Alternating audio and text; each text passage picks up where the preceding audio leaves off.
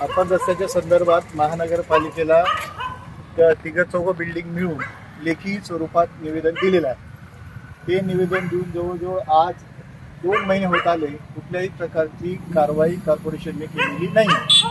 तसं ज्या रस्त्याचं काम करणारे जे कॉन्ट्रॅक्टर होते त्यांच्या हाताखाली काम करणाऱ्या माणसं जी होती गणेश म्हणून, त्यालाही आम्ही सांगितलेलं होतं की बाबा हे तुमच्या कॉन्ट्रॅक्टरला सांग आणि जरा व्यवस्थित कर, पण त्याने कुठल्या प्रकारे काही केलेलं नाही।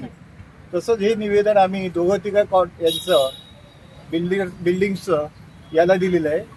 आमदार सीमाताईंना स्वतः पर्सनली आम्ही जाऊन स्वतः दिलं। आपण स्ट्रीट लाईट लावण्यासंदर्भात आणि कटिंग संदर्भात 1 वर्ष झालं निवेदन देऊन नाही, स्ट्रीट लाईटला निवेदन जे दिलंय त्याला 1 वर्ष झालं जवळपास। या संदर्भात आपण सीमाताई यांना जवळजवळ 1 महिन्यापूर्वीच निवेदन दिलेलं आहे, 1 महिन्यापेक्षा जास्त दिवस झालेले।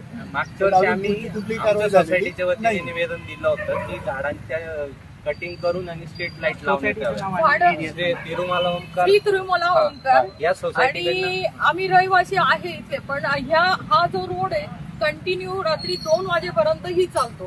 त्याच्यात कामगार म्हणून भरपूर जण जातात आणि आम्ही स्वतः डोळ्यांनी बघितले। काल 35 गाड्या स्लीप झाल्या आणि मी माझ्या डोळ्यांनी बघितले, एक जण डायरेक्टली टायरच्या खाली जात होता। तर याच्यात जीव गेला तेव्हा तुम्ही लोक जागे होणार का आता हे करणार? तर आम्हाला एकच आहे, आमचं हे व्यवस्थित करून स्ट्रीट लाईट पाहिजे, झाडं कटिंग पाहिजे आणि लोकांचं सेफ्टी म्हणून तुम्हाला। आणि आम्ही नगरपालिकेकडे घरपट्टी सुद्धा पेड करतोय। तर आम्हाला हे सगळं नगरपालिकेने आणि आयुक्तांनी स्वतः याच्यात लक्ष देऊन हे काम पूर्ण करणार हीच आमची निवेदन म्हणून त्यांच्याकडं रिक्वेस्ट आहे। पण इथून रोज जाते येते, पण मला खड्ड्यांमुळे म्हणजे माझी स्वतःची गाडी 2 तास स्लिप होतं, तर मी स्वतः पण वाचते, त्यामुळे हे काम लवकर होतं।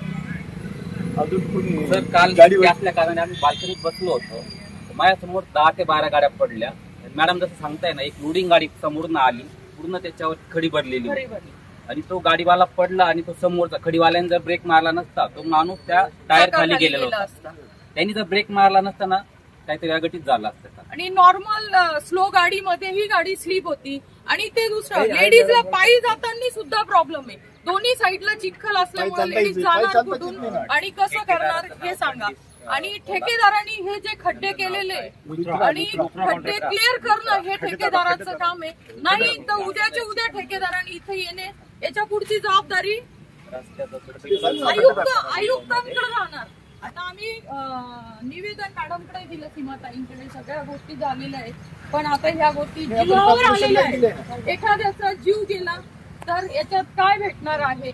आणि लहान मुलं फॅमिली आहे, फॅमिली घेऊन रोडवर जातात, तर त्यांनी कसं जायचं हे तुम्ही ठरवायचं। विभागीय अधिकाऱ्यांकडे निवेदन दिलेलं आहे, तसेच सीमाताई हिरे यांच्याकडे निवेदन देऊन बराच कालावधी गेलेला आहे आणि मागच्या वर्षी साधारणपणे 1 वर्षाचा कालावधी झालाय। आम्ही स्ट्रीट लाईट बसवणे आणि झाडं कटिंग करणे यासाठी निवेदन दिलेलं आहे, अजूनपर्यंत कुठलंही काम होत नाहीये। तर याच्यासाठी जर हे लोक वेळ मागत असतील तर तोपर्यंत एखाद्याचा बळी गेला तर याची जबाबदारी कोण घेणार याचं यांनी आम्हाला लेखी द्यावं आणि लवकरात लवकर रस्त्याचं काम करावं। तसेच ज्या ठेकेदार आहे खत्री यांनी या लुत्रा सर आहेत, त्यांनी ज्या रस्त्याची अवस्था केलेली आहे त्यांच्यावर लवकरात लवकर योग्य ती कारवाई करण्यात यावी।